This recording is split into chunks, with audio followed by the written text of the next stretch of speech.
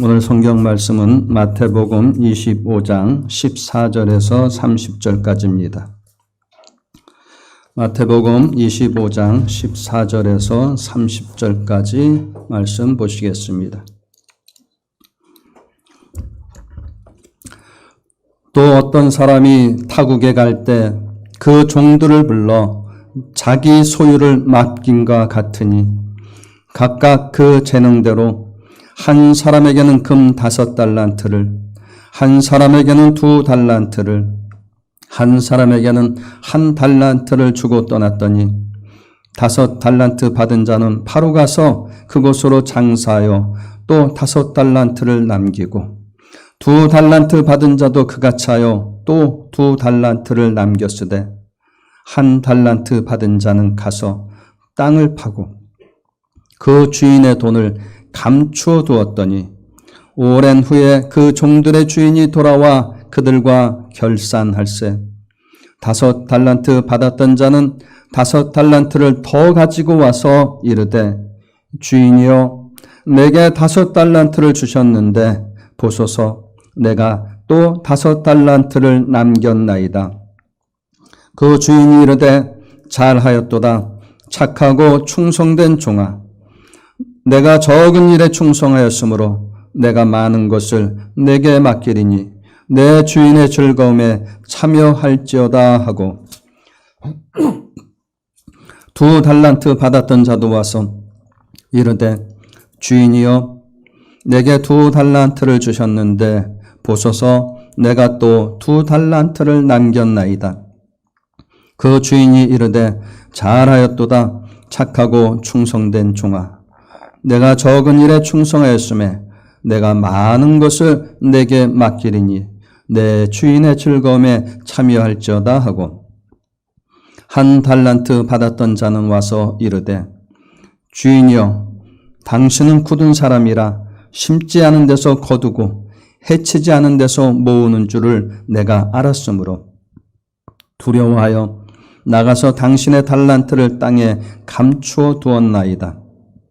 보소서 당신의 것을 가지셨나이다. 그 주인이 대답하여 이르되 악하고 게으른 종아 나는 심지 않은 데서 거두고 해치지 않은 데서 모으는 줄로 내가 알았느냐. 그러면 내가 마땅히 내 돈을 취리하는 자들에게나 맡겼다가 내가 돌아와서 내 원금과 이자를 받게 하였을 것이니라 하고 그에게서 그 1달란트를 빼앗아 10달란트 가진 자에게 주라. 무릇 있는 자는 받아 풍족하게 되고 없는 자는 그 있는 것까지 빼앗기리라. 이 무익한 종을 바깥 어두운 데로 내쫓으라. 거기서 슬피 울며 이를 갈리라 하니라. 아멘. 여러분 행복하십니까? 그 행복이 하나님께서 주신 행복이길 바랍니다. 슬프십니까? 그 슬픔이 하나님 안에서 기쁨으로 바뀌길 바랍니다. 우리가 행복한 것도 슬퍼하는 것도 과연 무엇 때문에 행복하고 무엇 때문에 슬퍼하는가 돌아봤을 때 그것이 하나님 안에서 온 것이 아니라면 우리는 그 행복을 그렇게 소중히 여길 것은 아니라 봅니다. 하나님께로부터 온 행복이라면 마른 떡 한 조각이라도 그것이 소중히 여겨야 할 것이고 하나님께로 오지 아니한 것이라 하면은 육선이 가득한 것이라 할지라도 소중히 여길 것은 없다는 것입니다.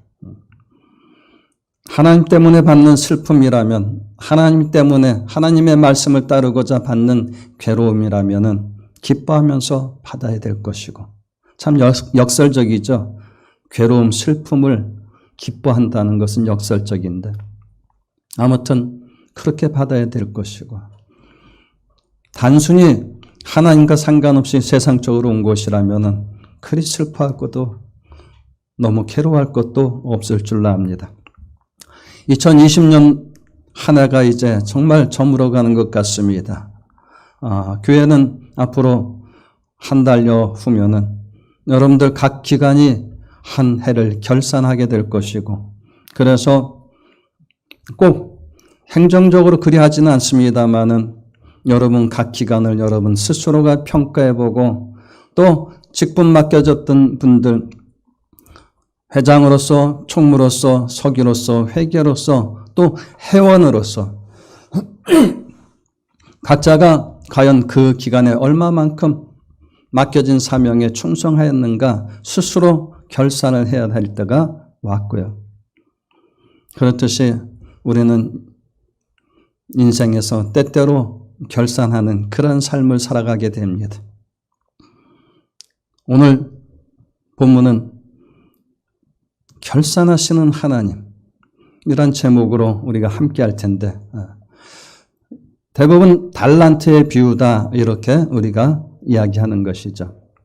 그런데 오늘은 달란트에 비유다 이렇게 이야기하지 않고 결산하시는 하나님이라는 제목으로 말씀을 전할 때, 본문을 가지고 대부분 우리는 충성해야 된다, 충성해서 하나님께 이익을 남겨야 한다는 것에 포인트를 맞춥니다만은, 오늘 말씀은 여러분의 심령에 하나님은 결산하신다. 누구하고? 나하고 우리하고 반드시 하나님은 결산하신다 하는 것을 우리가 오늘은 마음에 정말 잘 담았으면 좋겠습니다. 오늘 이 본문을 우리가 다시 한번 살펴본다면 이 비유의 중요 요소와 전개 과정을 보면은 먼저 주인이 등장합니다. 그런데 그 주인이 14절에 보면은 종들에게 자신의 소유를, 무엇을요? 자신의 소유를 맡겼다고 14절은 이야기합니다. 그래서 이 주인은 자신의 종들에게 소유를 맡기고 타국에 갔다가 오랜 시간이 지나서 다시 돌아온 것으로 우리가 일반적으로 그렇게 표현합니다. 그래서 타국에 갈 때 소유를 맡기고 갔다가 어떻게 해요? 다시 돌아와서 19절을 보면 다시 돌아와서 그들과 결산합니다. 그래서 우리가 먼저 생각해야 될 주인은 멀리 가셨다는 거예요.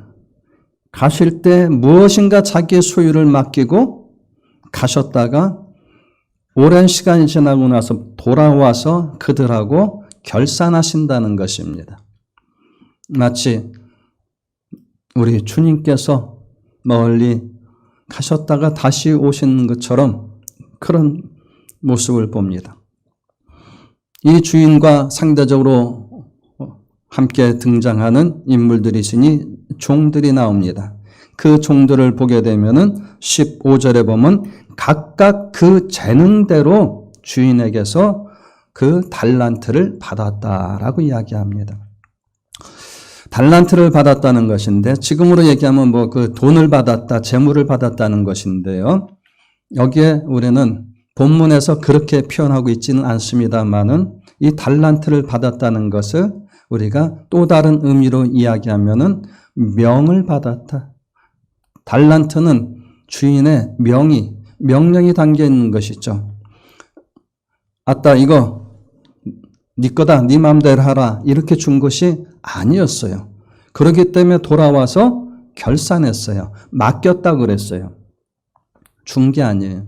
그러니까는 주인이 종들에게 돈을 각각의 재능대로 어떤 사람은 5달란트, 어떤 사람 2달란트, 어떤 사람은 1달란트를 맡겼는데 그것은 즉 그 달란트는 명령이 담겨 있는 것이죠. 어떠한 명령?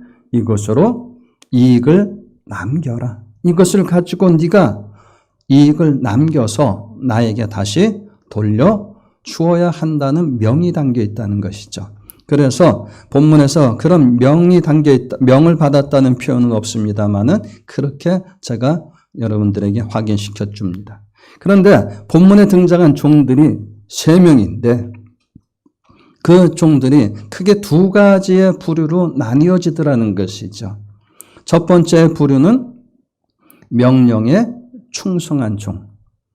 어떤 부류요? 명령에 충성한 종. 그 반대편은 명령에 불순종한 종.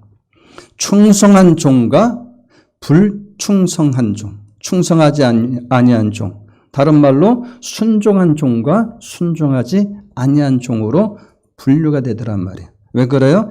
5달란트 받은 사람은 그것으로 사업을 해서 장사를 해서 이윤을 5달란트를 또 남겼어요. 그래서 주인하고 결산할 때 10달란트를 가지고 와서 주인님 당신이 5달란트 주셨는데 내가 5달란트를 남겼습니다. 여기 10달란트 있습니다 하고 드렸어요. 2달란트 받았던 자도 2달란트를 더 남겨갖고 와서 주인에게 그렇게 주었어요. 그런데 1달란트 받은 자는 그거 가지고 아무것도 안 했어요. 그냥 가서 땅에 묻어뒀다가 주인이 돌아와서 결산하자니까 그거 다시 파들고 와서 주인한테 주면서 심지어는 주인을 좀 모독하는 이야기를 하죠. 당신은 굳은 사람이라 심지 않은 데서 거두고 해치지 않는 데서 모으는 줄을 내가 알았으므로 당신을 두려워서 내가 땅에 감춰두었다가 다시 당신한테 줬으니까 그거 당신 것이니까 받으소서 이렇게 했단 말이죠. 주인은 그 1달란트 땅에 묻어두었다가 가져온 사람을 이 악한 종아, 악하고 게으른 종아 이렇게 판단했던 거죠. 그래서 이자의 것을 빼앗아서 저 10달란트 가져온 저 사람한테 주고 얘는 바깥 어두운데 내어 쫓으라 했던 것이죠. 그래서 명령에 충성한 종과 불순종한 종. 그리고 이 부류는 종들의 부류는 다시 구체적으로 얘기하면 이익을 남긴 종과 이자도 못 거둔 종 이렇게 나눠지는 거예요. 종들이 등장했는데 명령에 충성한 종과 불순종한 종. 이익을 남긴 종과 이익은커녕 이자도 못 거둔 종 이렇게 두 개의 부류로 나타납니다. 그런데 보세요. 정리하면 주인은 타국에 갈 때 자기의 소유를 종들에게 맡기고 갔다가 돌아와서 결산합니다. 그때 이익을 남긴 종들이 있고 남기지 못한 종이 있고 다시 말해서 주인의 명령에 충성을 다해서 순종한 종이 있고 순종하지 아니한 종이 있습니다. 그런데 이것이 왜 문제가 되느냐? 오늘 말씀에 있는 것처럼 결산 때문에 그래요. 18절에 그들과 결산할세. 즉 결산이라는 건 뭡니까 여러분? 주인의 명을 얼마나 잘 따랐는가. 주인이 원했던 것을 얼마만큼 성과를 내었는가. 그것이 결산이죠. 자, 그래서 결산합니다. 조금 전에 말씀드린 데는 결과는 그래요. 그래서 주인의 처분이 두 가지로 나타납니다. 그 주인의 처분에 의해서 상을 받은 종들이 있고 그 주인의 처분에 의해서 벌을 받은 종이 조금 전에 확인한 것처럼 그렇습니다. 그런데 여러분 상을 받은 종은 본문에 보니까 주인에게 칭찬을 들었어요. 잘하였도다. 착하고 충성된 종아. 칭찬을 들었어요. 그리고 칭찬으로 끝난 게 아니라 이어서 얘기합니다. 네가 적은 일에 충성하였으므로 내가 많은 것을 너에게 맡기겠다라고 이야기해요. 그리고 그것으로 끝나는 것이 아니라 너는 주인의 즐거움에 참여할지어다 라고 21절에 보면 나옵니다. 여러분 상을 받은 종은 칭찬을 들었고 더 많은 달란트를 받았고 주인의 즐거움에 참여하게 되어졌습니다. 반대로 벌을 받은 종을 보게 되면은 책망을 받죠. 뭐라고 책망을 받습니까? 악하고 게으른 종이라고 무익한 종이라고 책망을 받습니다. 그리고 또 어떤 현상이 나타납니까? 그 1달란트 빼앗깁니다. 그리고 세 번째 결과 어두운 데로 내어 쫓깁니다. 참 칭찬을 들은 사람, 책망을 받은 사람. 더 많은 달란트를 받은 종, 있는 것도 빼앗긴 종. 주인의 즐거움에 참여하라는 그 초대를 받은 종과 바깥 어두운 데로 내쫓기는 종. 여러분, 결산의 결과는 극과 극이라는 거예요. 학교 다닐 때 같은 교실에서 같은 선생님 밑에서 같은 시간에 같은 교과서를 가지고 공부를 하지만은 성적표가 나오면은 1등과 꼴찌는 극과 극인 것이죠. 학교 다닐 땐 다 비슷한 것 같지만은 사회에 나오면은 인생이 극과 극이 되기도 하죠. 마찬가지입니다. 여러분, 우리의 인생은 우리의 삶 자체가 늘 결산 속에서 살아가는 것이라 이야기할 수 있는데 오늘 본문은 하나님께서 우리와 결산하신다는 거예요. 그 결산의 경과가 이렇게 달라요. 그런데 오늘 본문에 대해서 조금 더 이해의 폭을 넓히기 위해서 우리가 생각해야 할 것은 본문에 달란트라는 것이 나오는데 주인이 달란트, 즉 뭐 돈을 재물을 주고 갔다 그러는데 전통적으로 이 달란트가 무엇이냐라고 우리가 해석할 때 물론 영어 탤런트 그게 지금 달란트예요. 탤런트 하는데 그게 달란트예요. 똑같은 단어예요. 이 탤런트 하게 되면 뭐 재능, 사명 등으로 이해하고 특히 우리 기독교에서는 이 부분에서는 사명으로 직분으로 하나님께서 내게 맡겨준 사명으로 이해하는데 오늘은 그런 이해에서 좀 벗어나자는 거예요. 먼저 결론적으로 얘기 드리면 하나님께서 내게 주신 모든 은혜와 은사가 달란트라고 지금 저는 우리가 이해하자고 말씀드리는 겁니다.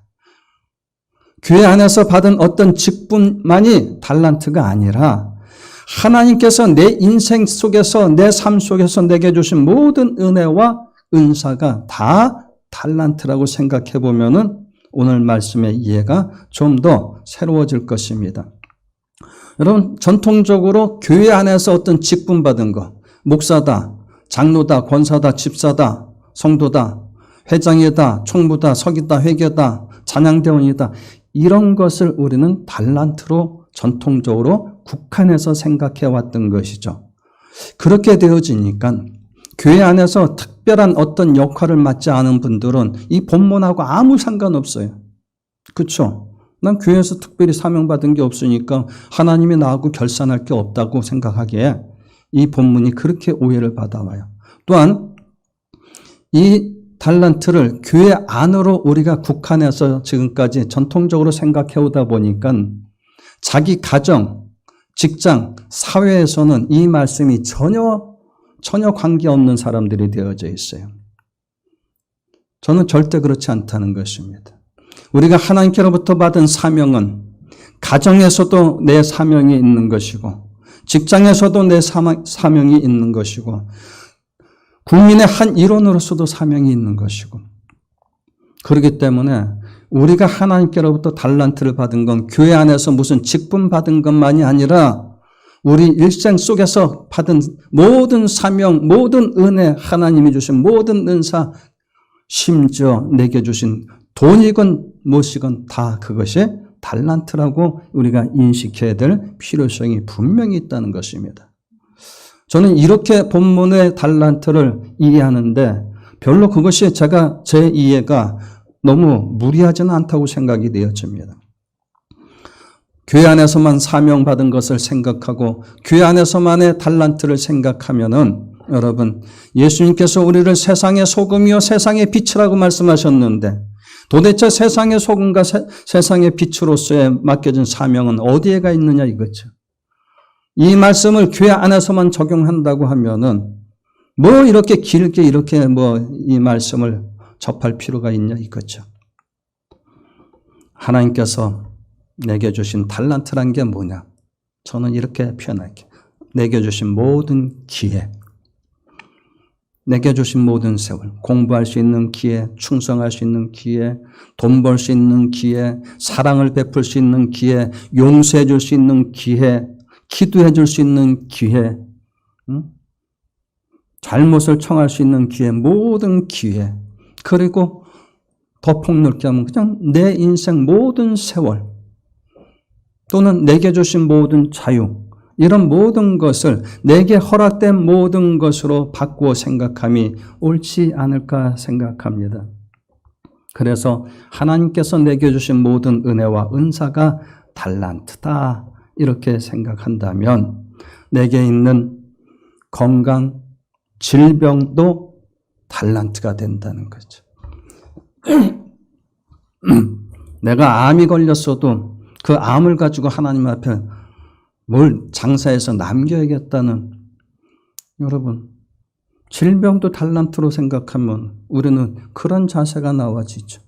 질병을 달란트로 생각하지 않으니까, 질병은 뭔가 죄질 때 오는 걸로 자꾸 생각하니까는 다른 사람이 아프면은 뭔가 하나님 앞에 죄져서 저렇다 하고 굳이 입으로는 안 꺼내도 속으로는 그렇게 생각하고, 몇 년을 병상에 누워있다가 죽으면은 뭔가 저 사람은 하나님 앞에 죄가 있어서 우리는 모르지만 하나님 앞에서는 속일 수 없으니 하나님이 저 사람을 그렇게 몇 년 동안 병상에서 고생하면서 하나님 앞에 회개할 거 다 회개시켜서 데려갔다라고 감히 우리가 그런 말을 해요.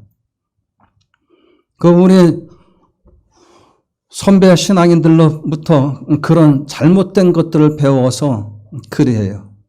여러분, 그 당사자가 당신이 되면 어떻게 말하겠어요? 그 당사자가 당신들의 부모, 형제 되면 뭐라고, 자식이 그렇게 되면 뭐라고 얘기하겠어요? 우리 하나님은 우리를 데려가시기 전에 잘못한 거 그대로 질병 통해서 재산이고 뭐고 다 까먹게 해서 그래서 죄값 치르고 데려가게 하신다고요. 그럼 무슨 우리가 하나님의 은혜를 뭐하러 얘기해요, 여러분? 지난주에 우리는 1만 달란트의 비유를 얘기했는데 그게 그렇게 몇 년 병석에서 고생하고 갈 수 있는 그 정도 같으면 무슨 하나님의 은혜를 이야기해요. 1만 달란트는 도저히 우리 목숨을 주고도 해결할 수 없는 죄를 하나님께서 용서해 줬다는 사실을 이야기하고 있는데, 그 장로님 돌아가실 때 보니까, 그 목사님 돌아가실 때 보니까 하나님께서 그렇게 해서 다 회개시켜서 죄값 치르게 하고 데려가시더라. 우리는 그렇게 얘기하면 안 돼. 그래서 여러분, 내게 고난이 와도 달란트라고 생각하면, 너희가 고난을 받거든 이상하게 생각하지 말란 대로. 예. 그래서 우리에게 주시는 모든 것, 특히 좋아요. 좀 분리합시다. 내가 생각하기에 하나님께서 주신 내게 좋은 것을 주셨다 생각하는 그것들을 전부 달란트라고 생각하자는 거예요. 굳이 질병까지 그렇게 생각 안 하시고 싶다면은, 굳이 고난까지 생각하고 싶지 않다면은 적어도 내게 주신 것. 그런데 여러분, 오늘 말씀의 제목이 뭐예요? 결산하시는 하나님이에요. 자, 그래서 우리가 결산과 연관되어져서 먼저는 달란트가 무엇인지 잠시 확인해 봤어요. 본문에서 그 결산했을 때 어떤 결과가 나왔는지 확인했고, 본문에 그들이 받았던 달란트가 우리에게 적용한다면 무엇인지 잠시 살펴봤어요. 그러면 여러분, 결산의 때, 심판의 때를 이야기해야 되는데, 이 결산은 여러분 크게 두 가지로 볼 수 있어요. 중간 결산이 있고 최종 결산이 있어요. 그렇죠? 그래서 여러분들에게 미리 제가 일일이 중간 결산, 최종 결산에 대해서 말씀드리지는 않겠고 그냥 같이 뭉뚱그려서 말씀드릴 테니까 여러분들이 구분은 하시기 바랍니다. 그런데 오늘 이 본문 소위 달란트의 비유의 배경이 되어진 것은 무엇인지 여러분들이 잘 알고 계시겠지만, 이 이야기는 그 앞에 한참 앞에 24장 1절과 2절에서 오늘 이 이야기의 배경이 확인되어집니다. 24장 1절과 2절을 보면 예수께서 성전에서 나와서 가실 때에 제자들이 성전 건물들을 가리켜 보이려고 나아오니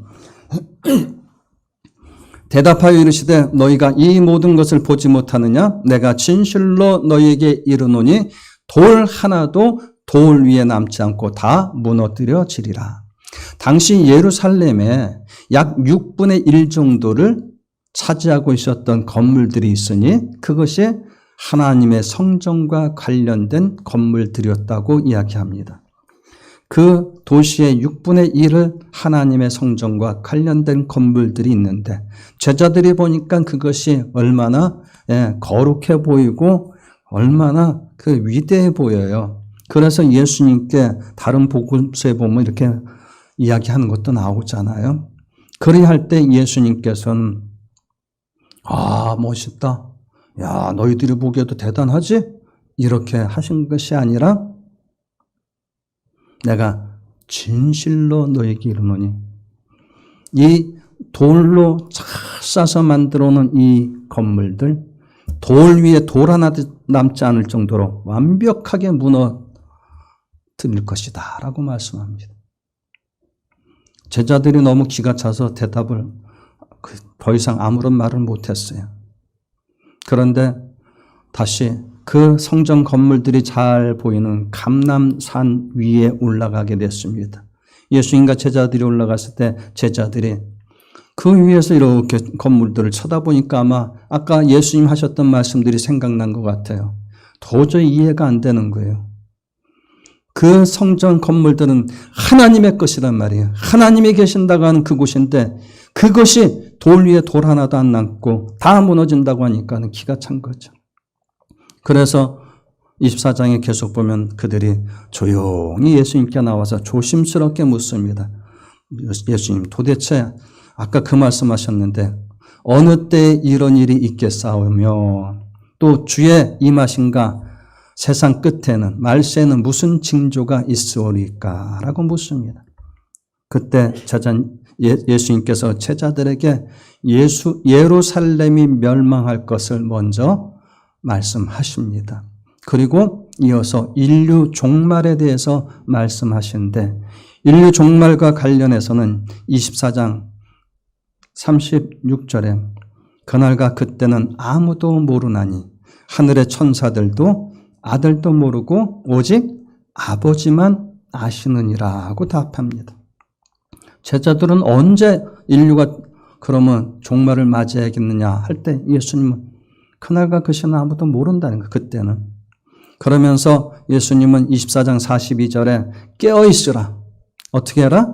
깨어있으라. 여러분 지금 우리 최종 결산에 대해서 지금 말씀드리는 거예요. 최종 결산의 때는 아무도 언제 되어질지 모른다고 24장 36절에 말씀하셨다고 말씀드리는 거예요. 그래서 예수님은 최종 결산은 너희들이 하나님 앞에서 어떻게 되려는지 최종 결산은 아무도 어느 때인지도 모르니 24장 42절에 깨어 있으라. 그리고 44절에 준비하고 있으라. 생각하지 않은 때에 인자가 오리라. 생각하지 않은 때에 예수님이 오셔서 결산하실 것이라는 거예요. 정리합니다. 본문에 보니까는 주인이 종들에게 맡기고 갔다 돌아와서 결산합니다. 결산함으로 말미암아서 종들에게 두 가지 형태가 나타납니다. 충성한 종과 충성하지 아니한 종. 이익을 남긴 종과 이자조차도 못 건진 종. 주인의 평가는 잘하였다 착하고 충성된 종아, 악하고 게으른 종아. 네가 적은 일에 충성하였으므로 너에게 더 많이 맡기겠다. 저 한 달란트 가진 것조차 뺏어라. 주인의 즐거움에 참여하라. 바깥 어두운 데 내어 쫓기라. 이렇게 극명하게 나타났는데 그 결산의 때 그때는 아무도 모른다는 것입니다. 아무도 모른다는 거예요. 그래서 예수님은 그날이 언제 될지, 네가 언제 하나님 앞에 심판받을지, 그렇잖아요. 서규석이가 오늘 오후에 교통사고로 죽어서 하나님 앞에 와서 심판받을지, 이 예배 중간에 제가 심장마비로 여기서 쓰러져서 하나님 앞에 가서 결산할지 모르잖아요. 그러니까 본문은 아무도 모르니 내가 얘기할 수 있는 것은 깨어 있으라. 그리고 준비하고 있으라 말씀하셨습니다. 그러면서 예수님께서는 28장 48절과 49절에서 이 결산할 주인이 더디오리라고 생각해서 동료들을 때리며 방탕한 생활을 얘기하는 거죠. 술 친구들과 더불어 먹고 마시는 종에 대해서 이야기합니다. 내가 결산하러 늦게 올 거라 지금은 아니겠구나 생각해서 싸움박질이나 하고 술 친구들하고 더불어서 먹고 마시기나 하면 화가 있을 것이라. 이어서 이야기하는 것이 그 열 처녀의 비유를 말씀하십니다. 그 열 처녀의 비유도 왜 그 말씀을 하셨습니까? 열 처녀의 비유 맨 마지막 말씀인 25장 13절을 보면 그런즉 깨어 있으라. 너희는 그날과 그때를 알지 못하느니라 이야기합니다. 그렇게 열 처녀의 비유를 말씀하신 주님이 오늘 이어서 본문에 이 달란트의 비유를 말씀하고 계시는 것이죠. 이것은 뭡니까? 깨어 준비하고 있는 자는 어떠한 삶을 사는 것인지 말씀하고 있는 거예요. 단순히 깨어서 있는 것이 아니라 준비해야 되는데 그 준비가 무엇이냐? 주인의 명을 따라서 주인께 받은 그 달란트를 가지고 장사하여서 그것으로 이익을 남겨서 주인과 결산할 때를 준비하고 살아야 된다는 것이죠. 결산의 결과는 여러분 이미 우리가 확인했듯이 영벌과 영생, 지옥과 천국으로 나뉘는 걸 봐요. 지금 최종적인 결산으로 그냥 대표해서 말씀드렸는데, 그래서 여러분 결론적으로 오늘 말씀이 이야기하는 것은 뭡니까? 하나님께서는 결산하신다. 여러분 충성해서 여러분 맡겨진 사명 잘 감당해서 많이 남깁시다. 저 이 소리 지금 하고 있는 거 아니에요. 굳이 그런 말 할 필요 없어요. 저와 여러분이 하나님께서는 결산하신다는 사실만 오늘 확인한다면 뒷일은 각자가 알아서 할 일이에요. 내가 1만 달란트 탕감받았다는 사실을 그 어떤 것으로도 내 죄값을 치를 수 없는 것을 용서받았다는 사실을 인식하면 그 다음은 어떻게 해야 되는지 우리가 알고 있듯이 오늘도 언젠간 하나님 앞에서 결산한다는 사실을 결산의 때가 있다는 것을 확인한다면 굳이 다른 말 더 할 게 무엇이 있겠느냐 이거죠. 여러분 그날이 언제인지 알 수는 없지만 분명한 사실은 우리에게 결산한 날은 분명히 있다는 것입니다.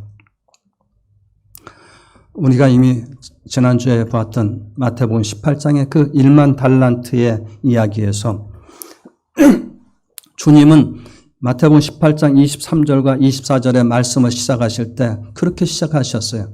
천국은 그 종들과 결산하려 하던 어떤 임금과 같으니 결산할 때에 1만 달란트 빚진 자 하나를 데려오매 이렇게 말씀 시작하셨습니다. 그래서 지난주에 1만 달란트의 그 이야기는 그 역시 결산할 때였다는 것이죠.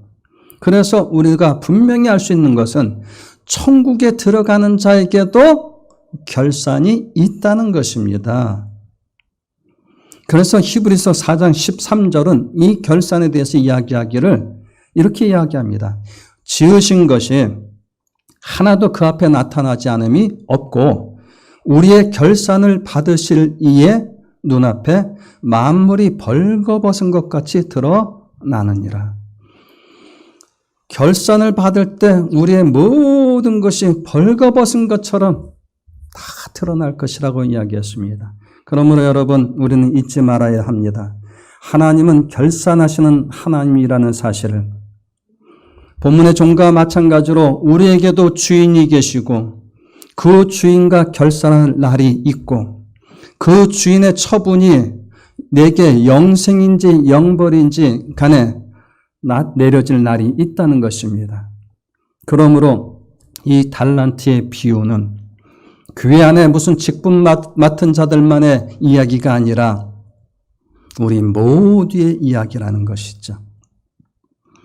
결산의 때가 있다면 과연 우리는 세월을 어떻게 살아야 될지 어떤 자세로 살아야 될지 우리는 확인해 봐야 됩니다. 그래서 여러분 그러나 그래도 결산할 때가 있다는 것만 계속 강조하고 마치기에는 조금 아쉬우니 본문에서는 준비하고 사는 자의 삶에 대해서도 이야기하고 있으니 잠시 그 부분을 이야기한다면은 이익을 남긴 종들, 그 두 종이 대표적으로 나오는데 그들에겐 어떤 일이 있었는가 했을 때 칭찬, 그리고 관계의 지속, 주인의 즐거움에 참여하는 역사가 있었다는 사실을 이야기합니다. 무엇이 있었다고요? 먼저 칭찬을 아까 들었던 거 우리 확인했죠? 잘하였다, 착하고 충성된 종아. 그 다음에 관계가 지속된다는 것이죠. 그 말이 뭐예요? 내가 많은 것을 너에게 맡기겠다라고 이야기하는 것이죠. 내가 많은 것을 너에게 맡기겠다는 건 뭐예요? 나는 너하고 계속해서 관계를 지속하겠다는 거예요. 반대로 이 불충한 자의 것을 빼앗고 얘를 내쫓으라 한 건 뭐예요? 관계 끝내겠다는 거예요.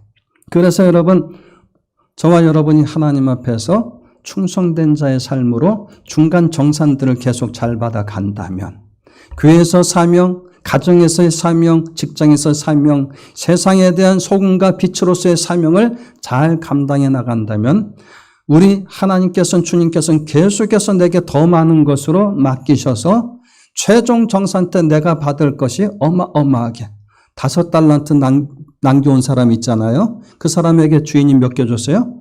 10달란트 다 줬어요. 그 의미는 뭐냐면 주인이 처음 줘서 장사해서 남긴 거, 처음 원금과 남긴 것까지 다 누구께 된다는 거예요. 결국에 그 종에게 주신다는 거예요. 하나님이 우리에게 은사를 주셔서 우리가 하나님 앞에서 이 땅의 삶을 잘 살아서 남긴 것만큼 하나님은 천국에서 그거 다 우리에게 다시 주시는 거예요. 그래서 충성된 삶을 살게 되면 계속해서 하나님의 칭찬이 있고 하나님과의 관계가 지속되어지고 세 번째로 주인의 즐거움에 참여하게 되어지는 역사가 있다는 것입니다. 주인은 충성된 종들로 인하여 즐거워하고 있습니다. 주인이 기뻐하고 있습니다. 그래서 종의 삶의 지혜라고 하면 이익을 남김으로 주인을 즐겁게 해줘야 하는 것입니다. 이것이 실질적으로 자신의 모든 즐거움과 행복을 좌우하게 된다는 것이죠. 오늘 말씀을 시작할 때 행복하시냐고 물어보았어요. 주님을 즐겁게 해드림으로, 주님을 기쁘게 해드림으로 말미암아서 내게 오는 행복이 있어야 한다는 것을 이야기하는 것입니다. 종은 주인을 즐겁게 할 때 자신에게도 즐거움이 있는 것이죠.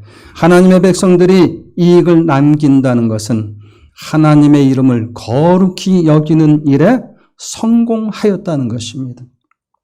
주기도 할 때마다 이야기했던 그 하나님의 이름을 거룩히 하는 일에 거기에 성공했다는 말이 되겠죠. 또 4가지 땅에 떨어진 씨의 비유에서 좋은 밭에 떨어진 씨는 30배, 60배, 100배의 결실을 냈다고 이야기하죠.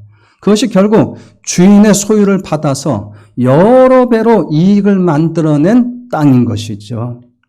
여러분과 제가 하나님께로부터 말씀을 받았던, 무엇을 받았던 그것을 가지고 내 삶 속에서 내 밭에서 30배, 60배, 100배로 다시 내놓아야 하는 것이죠. 그것이 주인에게 기쁨이 되고 주인에게 이익을 만들어서 돌려드리는 것이고, 그러나 그것은 결국 내게 돌아온다는 것입니다. 그러므로 여러분, 우리는 우리 삶 속에서 정말 우리가 하여야 할 것이 무엇일까? 내 지금 삶의 현장은 과연 무엇을 하며 살아가야 될 것인가? 그것은 결산의 때가 있으니 그 결산의 때에 하나님 앞에 좋은 것을 내어놓을 수 있는, 내가 최선을 다해서 살았던 삶의 모든 것을 가지고 내어놓을 수 있는, 그래서 우리는 최소 일주일 단위로 결산하는 거죠. 매 주일 예배 드릴 때마다 우리 교회에서 계속 강조해온 건 뭐예요? 한 주간에 내가 어떻게 살았는지, 그 삶 속에서 하나님을 기쁘시게 할 수 있는 그 열매를 가지고 와서 예배하러 오시라. 세상 가운데서 고난받고 살다가 오늘 하나님 앞에 위로받으러 오지 말라. 주일 예배는 우리가 위로받으러 오는 것이 아니다. 그따위 사고방식 버리지 않으면 안 된다. 주일 예배는 한 주간 나 때문에 수고하시고 내게 힘 주시고 내게 은혜 주시고 내게 능력 주셔서 하나님의 자녀로 세상 가운데서 살게 해주셨던 하나님 앞에 감사하고 그리고 그분 앞에 뭔가 드릴 내 삶의 좋은 열매를 가지고 와서 예배하고 혹 실수하고 잘못된 것에 대해서는 용서를 청하는 그런 것으로 예배하는 것이 우리의 목적이 되지. 뭐요? 하나님, 험한 세상에서 시달리다가 왔으니 위로해 주세요. 그 위로는요, 내 죄 문제가 해결 안 되면 어떤 위로도 오는 거 아니에요. 그래 너 슬프지 잘 살아라. 죄 용서 아무것도 이루어지지 않은 상태에서 그건 위로가 아니에요. 여러분, 말씀을 맺겠습니다. 우리는 하나님께서 내 삶 속에 내가 이 땅에 태어나서 죽는 순간까지 모든 것이 하나님의 소유를 내가 받아서 살고 있다는 사실이죠. 그 내게 소유를 맡겨주신 하나님께서 때가 되면 결산할 때가 있습니다. 최종 결산도 있지만 중간 결산도 있겠지요. 그 결산의 때에 우리는 어떤 형태가 나타날 것인지는 이 두 불의의 종을 통해서 확인하였으니 그 사실을 기억하시면서 오늘 충성하자는 말, 이익을 남기자는 말, 그거 가슴에 안 담아도 됩니다. 반드시 나는 하나님 앞에 결산할 때가 있다. 하나님은 결산하시는 하나님이란 이 사실만큼만 꼭 가슴에 담길 바랍니다.